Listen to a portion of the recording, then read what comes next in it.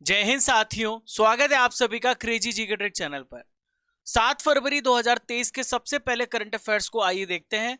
तो आज का सबसे पहला क्वेश्चन ये रहा, हाल ही में किस भारतीय ने ग्रैमी अवार्ड 2023 में सबसे बेस्ट सर्वश्रेष्ठ इमर्सिव ऑडियो एल्बम के लिए ग्रैमी अवार्ड जीता है? तो दोस्तों इनका नाम है रिकी केज। क्या नाम है इनका? रिकी केज नाम है।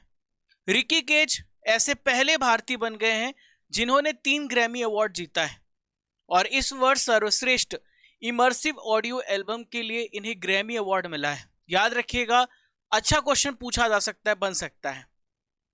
तो यहां पर आप देख पा रहे हैं, यह है रिकी केज। कौन है ये रिकी केज है। म्यूजिक की दुनिया का सबसे प्रतिष्ठित जो अवार्ड है वो है ग्रैमी अवार्ड और इस वर्ष 65 नंबर की ग्रैमी अवार्ड्स की घोषणा हो गई है। इसका आयोजन 5 फरवरी को कहां पर हुआ? यूएस में, United states of America, Los Angeles में इसका आयोजन किया गया है। और रिकी केज जो है तीसरी बार ग्रैमी अवार्ड जीतने वाले पहले भारतीय बन चुके हैं। दोस्तों भारत के म्यूजिक कंपोजर कहे जाते हैं रिकी केज। इन्होंने रॉक लीजेंड स्टीवर्ट कोपलैंड के साथ एक एल्बम जारी किया, इसका नाम है डिवाइन टाइम्स। इसके लिए इन्हें सर्वश्रेष्ठ इमर्सिव ऑडियो एल्बम का अवार्ड मिला है।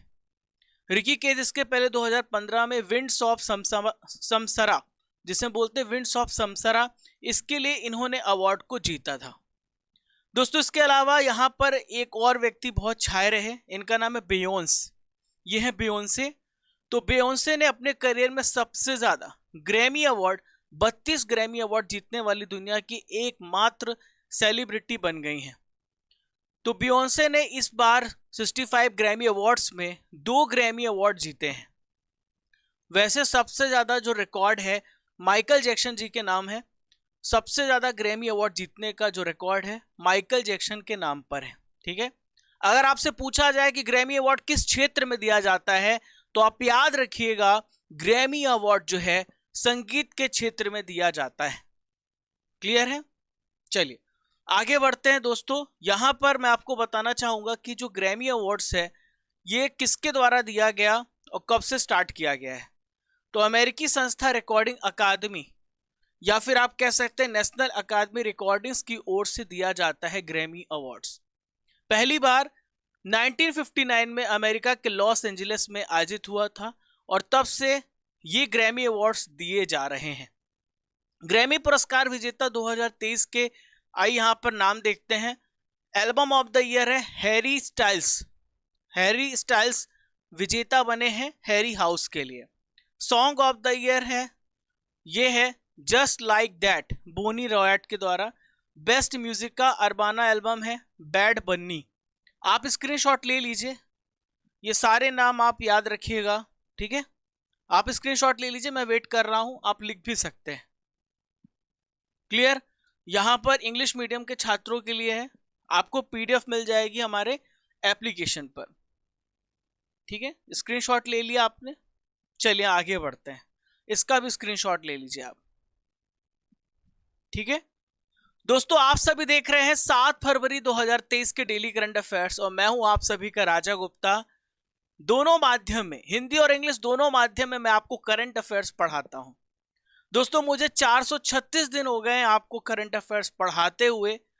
और एक व्यक्ति हैं पीयूष, जिन्होंने बहुत अच्छी लाइनें लिखी थी और वो लाइन उन्होंने समर्पित की थी इस क्लास के लिए। तो आपका दिल से आभार पीयूष, मैंने आपके कमेंट्स को पढ़ा था। डेली करंट अफेयर्स का यहाँ पे टेस्ट होता है, स्पेशल स्टैटिक जीके मिलता है। ये है करंट अफेयर्स की ब्रह्मास्त्र क्लास, भारत के सभी एग्जाम्स के लिए जरूरी 25 से 30 मिनट में 200 से 300 जानकारी मैं आप सभी को प्रदान करता हूं। जिंदगी को आसान नहीं, बस खुद को मजबूत बनाना पड़ता है। सही समय कभी नहीं आता। सही समय जो है वो अभी है, आज का सही समय है। जो अभी का समय है वो सबसे बेस्ट अपॉर्चुनिटी है कुछ कराने की, कुछ बनाने की। हर एक मोमेंट आपके लिए ऐतिहासिक हो सकता है, बस आपका माइंडसेट बहुत स्ट्रांग होना चाहिए। आइए क्वेश्चन नंबर 2 पे चलते हैं। हाल ही में डोप टेस्ट में फेल होने वाले जो भारतीय जिम्नास्ट हैं, इनका नाम है दीपा कर्माकर। इन पर कितने महीने का बैन लगा दिया गया है? तो डोप टेस्ट में फेल हुई हैं भारतीय जिम्नास्ट और इनके ऊपर 21 महीने का बैन लगाया गया है। भारतीय जिम्नास्ट हैं दीपा कर्माकर, यहां पर आप देख पा रहे हैं, ये है दीपा कर्माकर।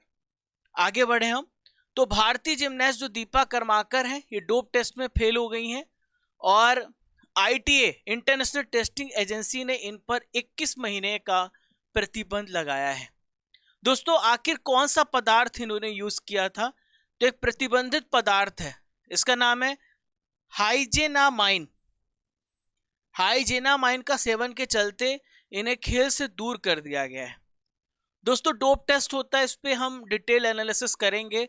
डोप टेस्ट में बहुत सारे ऐसे पदार्थ होते हैं जो प्रतिबंधित होते हैं, इसको लिया जाता है ताकि शरीर में एनर्जी बढ़े, लेकिन जो इसके लिए अंतर्राष्ट्रीय एजेंसी नाडा और वाडा, तो ये खिलाड़ियों का परीक्षण कराती हैं और देखती हैं कहीं कि खिलाड़ी ने जो स्पोर्ट्स स्पिरिट है उससे आगे बढ़ करके कुछ ऐसा सेवन तो नहीं किया है, तो ये गलत है। हालांकि इसका इफेक्ट जो है खिलाड़ियों के शरीर पे भी पड़ता है। क्लियर है? तो कार्रवाई के बाद दीपा ने स्वीकार भी किया है कि अनजाने में इन्होंने प्रतिबंधित पदार्थ का सेवन कर लिया है। दीपा कर्माकर की बात करें तो ओलंपिक में भाग लेने वाली पहली भारतीय जिम्नास्ट कौन है? दीपा कर्माकर है। त्रिपुरा की रहने वाली है। कहां की रहने वाली है? त्रिपुरा की रहने वाली है।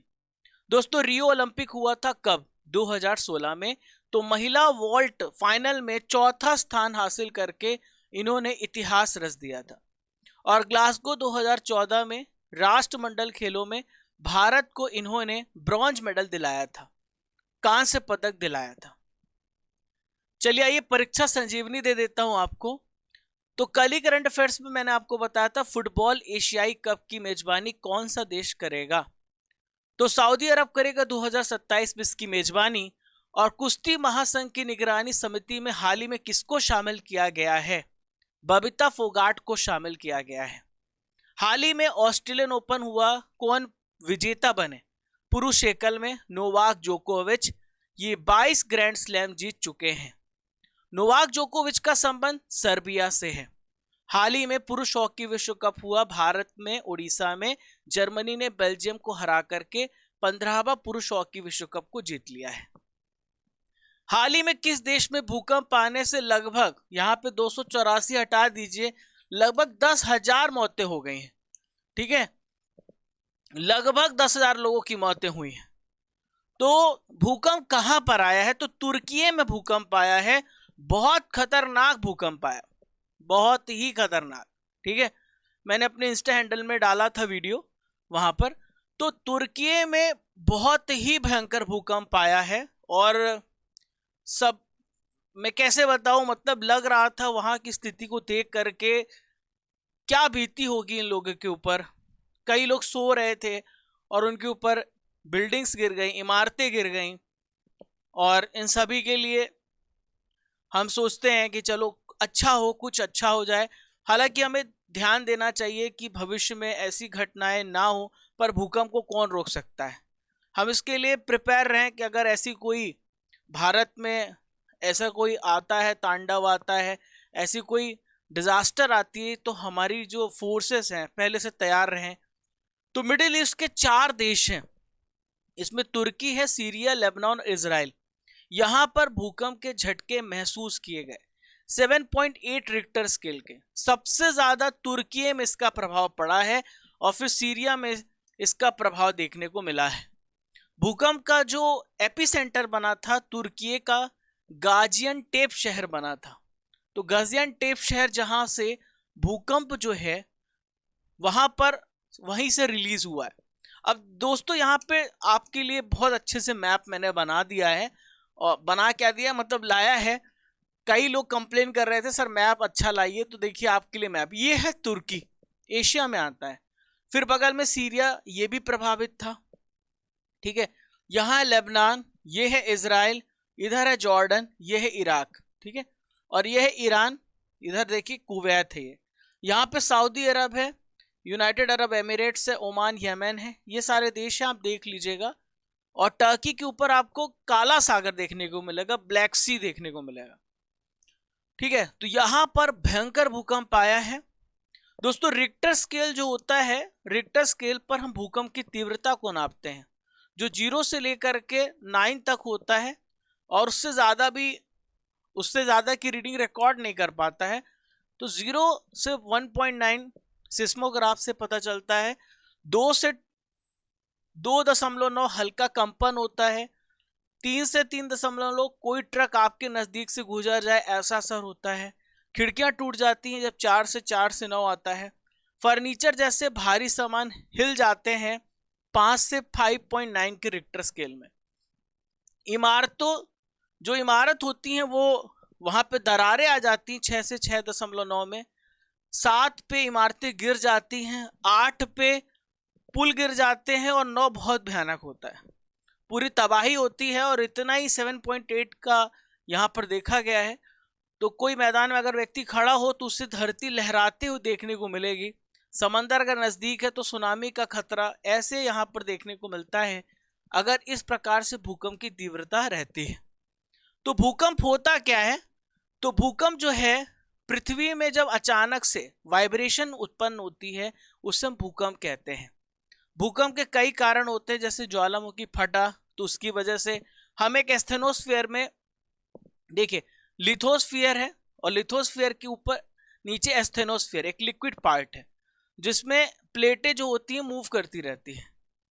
हाइड्रोजन तथा परमाणु बम का परीक्षण किया जाए तब भूकंप आ सकता है। पृथ्वी की घूर्णन गति की वजह से भूकंप आ सकता है।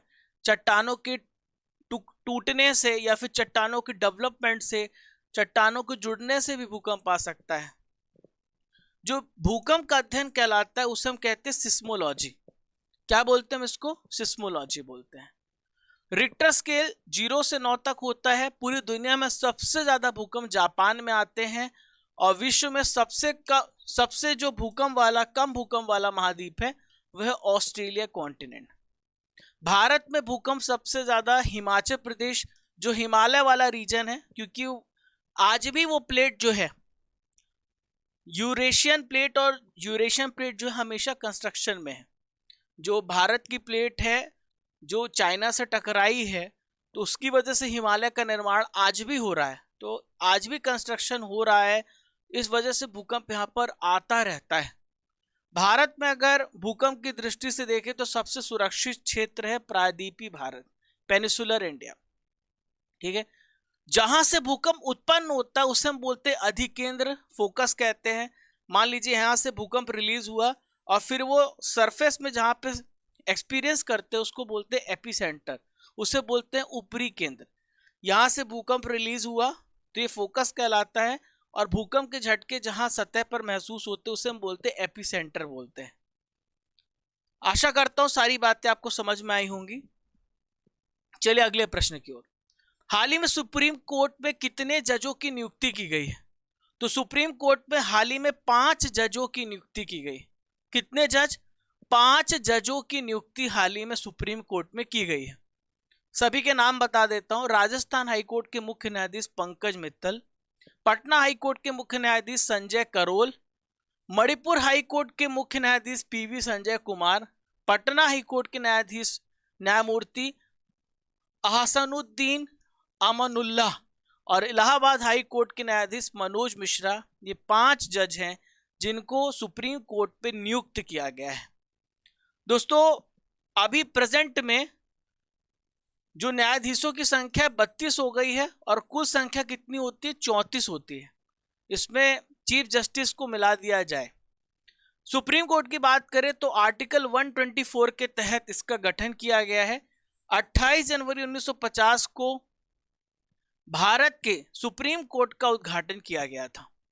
प्रेजेंट में सुप्रीम कोर्ट के चीफ जस्टिस हैं DY चंद्रचूड़। 50वें भारत के कौन है? 50वें CJI हैं।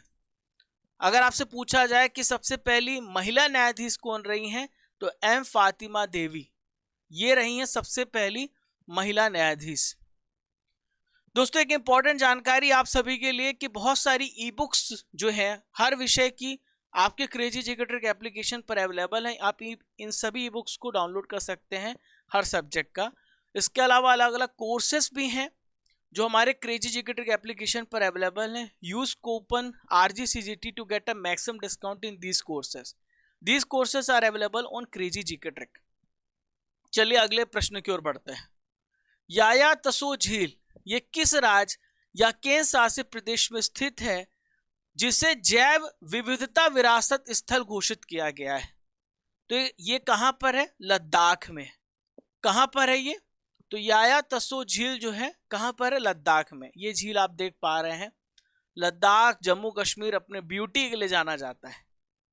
तो दोस्तों ये जो झील है, चुमाथंग गांव की पंचायत जैव विविधता प्रबंधन समिति ने सिक्योर हिमालय परियोजना के साथ मिलकर के जैव विविधता अधिनियम के तहत लद्दाख का यहां पर सबसे पहला बायोडायवर्सिटी मैनेजमेंट कमेटी के द्वारा इसे स्थापित किया गया है और ये सबसे पहला बायोडायवर्सिटी साइट है, बायोडायवर्सिटी हेरिटेज साइट है, ये आप याद रखिएगा।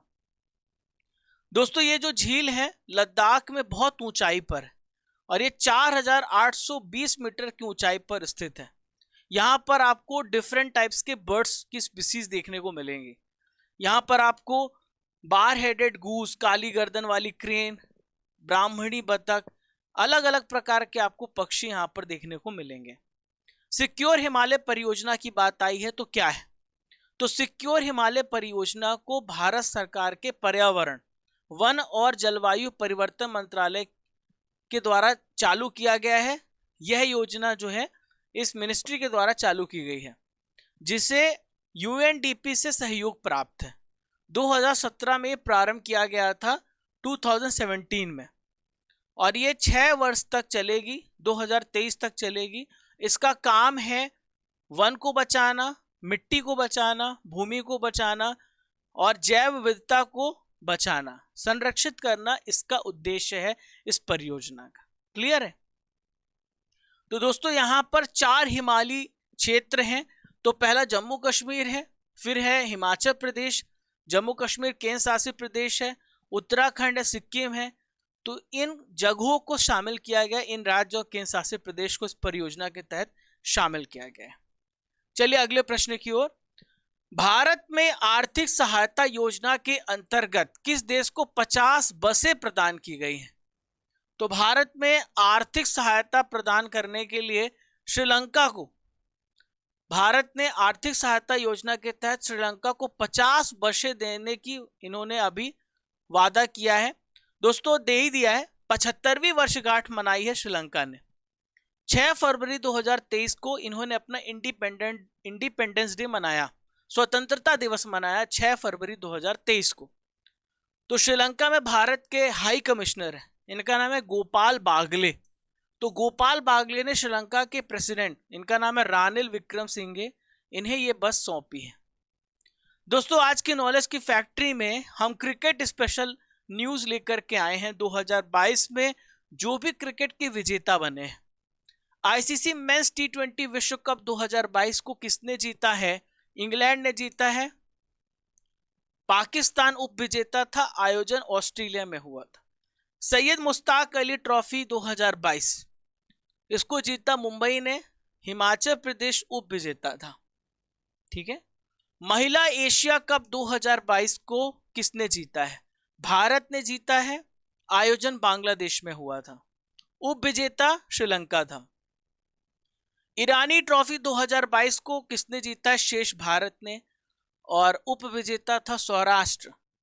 दलीप ट्रॉफी को किसने जीता है? वेस्ट जोन ने, उप विजेता था साउथ जोन। रणजी ट्रॉफी, देखिए भारत का सबसे बड़ा घरेलू क्रिकेट टूर्नामेंट रणजी ट्रॉफी है। मध्य प्रदेश पहली बार जीता था और उप विजेता है मुंबई। अभी रणजी ट्रॉफी चल रहा है, इसके अभी विनर मिल जाएंगे तो मैं आपको बता दूंगा। आयोजन बेंगलुरु में।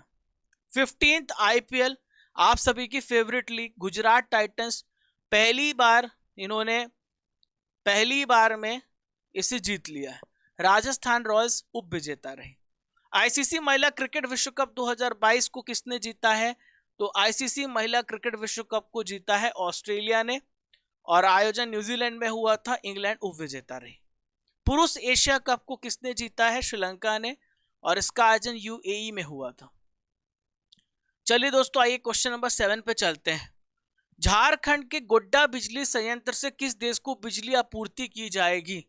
तो झारखंड के गोड्डा बिजली प्लांट से बांग्लादेश को बिजली आपूर्ति, बिजली सप्लाई की जाएगी। ठीक है, तो दोस्तों बांग्लादेश को मार्च के दूसरे सप्ताह से झारखंड के गोड्डा बिजली प्लांट से बिजली सप्लाई कर दी जाएगी, शुरू कर दी जाएगी। और बांग्लादेश जो ऊर्जा विकास बोर्ड है, इन्होंने झारखंड में स्थित गोड्डा संयंत्र से बिजली आयात करने के लिए समझौता किया। किसके साथ? अडानी ग्रुप के साथ इन्होंने समझौता किया है। चलिए 8th क्वेश्चन की तरफ। नेशनल आइस हॉकी चैंपियनशिप 2023 को हाल ही में 2023 का खिताब किसने जीता है? तो नेशनल आइस हॉकी विश्व कप हुआ, अभी विश्व कप कह रहा हूं, तो ये हुआ, इसे जीता है आईटीबीपी ने। किसने जीता है? आईटीबीपी ने नेशनल आइस हॉकी चैंपियनशिप 2023 का खिताब जीता है। क्लियर है? आईटीबीपी मैं आपको बता चुका हूं, इंडो तिब्बतन पुलिस फोर्स, इन्होंने जीता है। और इसका आयोजन लेह लद्दाख में हुआ, 12वां संस्करण इसका आयोजित किया गया था। दोस्तों फाइनल मुकाबले में आईटीबीपी ने किसे हराया है? तो लद्दाख स्काउट्स को हरा करके इन्होंने ये खिताब अपने नाम किया है, और लगातार तीसरी बार आईटीबीपी ने इस चैंपियनशिप को अपने नाम कर लिया है।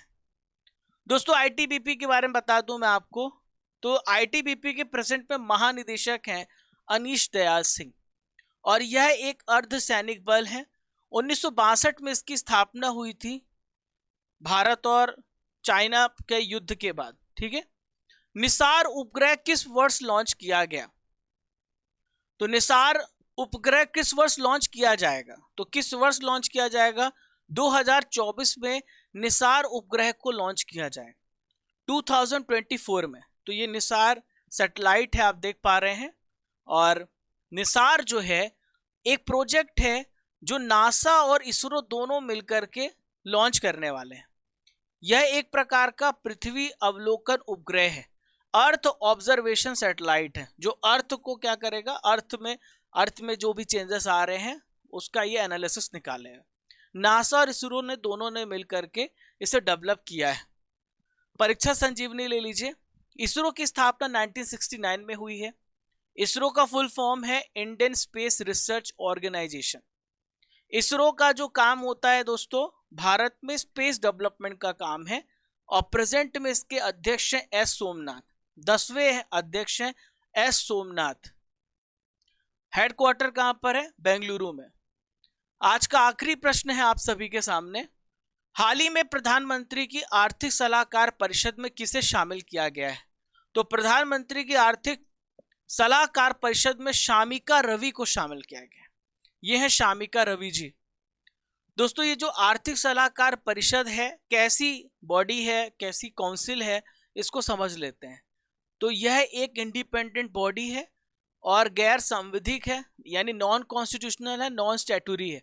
हमारे संविधान में कहीं भी इसका वर्णन नहीं है। अब सवाल उठता है आखिर इसका गठन क्यों किया गया है? तो इसका गठन इसलिए किया गया है ताकि प्राइम मिनिस्टर को, प्रधानमंत्री को आर्थिक यानी इकोनॉमिक राय दी जा सके और उससे रिलेटेड मुद्दों पर सजेशन दिया जा सके, सलाह देने के लिए इसका गठन किया गया है। हाल ही में नियुक्तियों को देखते हैं। राजीव सिंह रघुवंशी को भारत का अगला डीसीजीआई बनाने की सिफारिश की गई है। नरेश लालवानी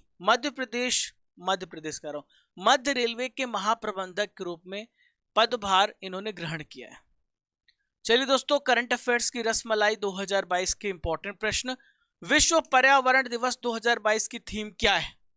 तो ओनली वन अर्थ इसकी थीम है। संयुक्त राष्ट्र विश्व शिखर सम्मेलन में सर्वश्रेष्ठ परियोजना का पुरस्कार किस राज्य को प्राप्त हुआ है? तो मेघालय राज्य को। आंचल अभियान किस राज्य के द्वारा शुरू किया गया? आंचल अभियान को राजस्थान राज्य के द्वारा स्टार्ट किया गया। फेसलेस आरटीओ को हाल ही में किस राज्य के द्वारा लॉन्च किया गया? ये महाराष्ट्र के द्वारा लॉन्च किया। आप अपना आंसर कमेंट बॉक्स पे जारी रखें। 2022 स्क्रिप्स नेशनल स्पेलिंग बी में स्पेल ऑफ पे खिताब किसने जीता है? हरिनी लोगान ने यह खिताब जीता है। चलिए दोस्तों रिवीजन करते हैं, आपने जो भी पढ़ा है उसका आपका टेस्ट होने वाला है। ग्रैमी अवार्ड किस क्षेत्र में दिया जाता है? तो ग्रैमी अवार्ड संगीत के क्षेत्र में दिया जाता है। किस क्षेत्र में दिया जाता है? संगीत के क्षेत्र में। ग्रैमी अवार्ड से पहली बार कब दिए गए थे? तो ग्रैमी अवार्ड सबसे पहली बार 1959 में दिए गए थे। दीपा कर्माकर का संबंध किस क्षेत्र से है? तो दीपा कर्माकर का संबंध किससे? जिम्नास्ट से है। सैयद मुश्ताक अली ट्रॉफी 2022 किसने जीती? तो सैयद मुश्ताक अली ट्रॉफी आपको मैंने पढ़ाया था, मुंबई ने जीती। पुरुष एशिया कप 2022 किसने जीता? पुरुष एशिया कप को श्रीलंका ने जीता था। सर्वोच्च न्यायालय का गठन संविधान के किस अनुच्छेद में दिया गया है?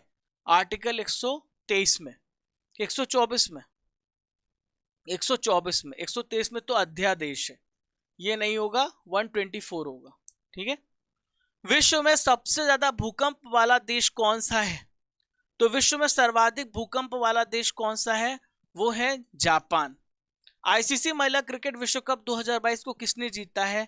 तो आईसीसी महिला क्रिकेट विश्व कप 2022 को भारत ने जीता है। आईटीबीपी की स्थापना कब हुई थी? 1962 में, 1962 में। इसरो के वर्तमान अध्यक्ष कौन है? तो इसरो के वर्तमान अध्यक्ष हैं, क्या नाम है इनका? एस सोमनाथ। क्या नाम है? एस सोमनाथ, 10वें अध्यक्ष। दोस्तों कल के करंट अफेयर्स का रिवीजन करते हैं। परवेज मुशर्रफ का निधन हो गया। किस देश के पूर्व राष्ट्रपति थे? पाकिस्तान के थे। विश्व कैंसर दिवस कब मनाया गया? तो विश्व कैंसर दिवस हर साल 4 फरवरी को मनाया जाता है। 2027 में फुटबॉल एशियन कप की मेजबानी कौन करेगा? सऊदी अरब करेगा। मॉर्निंग कंसल्ट के अनुसार दुनिया का सबसे लोकप्रिय नेता किसे बनाया गया है? नरेंद्र मोदी जी को। वाणी जयराम का हाल ही में निधन हो गया। इन्हें किस वर्ष पद्म भूषण दिया गया? 2023 में। किस देश के सशस्त्र बल के deputy commander in chief lieutenant general हुन मनेट भारत की यात्रा पर हैं? तो ये कंबोडिया के हैं। गृह मंत्री अमित शाह ने किस राज्य में नैनो यूरिया संयंत्र का शिलान्यास किया है? कहां पर? झारखंड में। सरस आजीविका मेला 2023 का आयोजन किस राज्य या फिर केंद्र शासित प्रदेश में किया जा रहा है? जम्मू एंड कश्मीर में। किस देश ने बैंक नोटों से ब्रिटिश राजशाही को हटाया है? हाल ही में ऑस्ट्रेलिया देश ने फैसला किया है। खेलो इंडिया विंटर गेम्स की शुभंकर थीम और जर्सी को किसने लॉन्च किया है? तो भारत के खेल मंत्री अनुराग ठाकुर जी ने। पहचानो कौन सीरीज में आपको बताना है ये इमेज कहां की है, 5 लाइन लिखना आपको। कल का जो इमेज था वो था हुमायूं टॉम था, और अनमोल कर्ण और यशी का चैनल इन्होंने लिखा है, तो आप स्क्रीनशॉट लेकर के पढ़ सकते हैं। आज का सवाल है किस देश में भूकंप आने से कई लोगों की जानें गई हैं? आपको कमेंट बॉक्स पर इसका उत्तर देना है। ठीक है, चलें आज का पिटारा खोलते हैं और भारतीय संस्कृति के जो इंपॉर्टेंट पर्सनालिटीज हैं उनको देखते हैं। स्वामी विवेकानंद जी को विवेकानंद की उपाधि किसने प्रदान की थी? तो स्वामी विवेकानंद जी को विवेकानंद महाराजा खेतड़ी जी ने उपाधि प्रदान की थी। संगीतज्ञ एवं ध्रुपद गायकी तानसेन को कंठाभरण वाणी विलास की उपाधि किसने दी थी? तो ये उपाधि दी थी अकबर ने। मल्लराज सस्तीपल के महल में मृत्यु किसकी हो गई थी? तो आपको बताना है, तो इसका सही उत्तर क्या है? महावीर स्वामी की। भारतीय पुनर्जागरण आंदोलन के पिता कौन कहे जाते हैं? Who is known as the father of India Renaissance movement? तो ये है राजा राम मोहन रॉय। कौन है? राजा राम मोहन रॉय।